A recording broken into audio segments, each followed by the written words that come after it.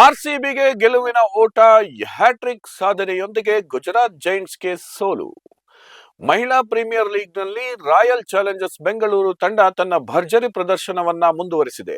ಶುಕ್ರವಾರ ನಡೆದ ರೋಚಕ ಪಂದ್ಯದಲ್ಲಿ ಗುಜರಾತ್ ಜೈಂಟ್ಸ್ ತಂಡವನ್ನ ಮಣಿಸುವ ಮೂಲಕ ಆರ್ಸಿಬಿ ಸತತ 3ನೇ ಗೆಲುವು ದಾಖಲಿಸಿ ಹ್ಯಾಟ್ರಿಕ್ ಸಾಧನೆ ಮಾಡಿದೆ.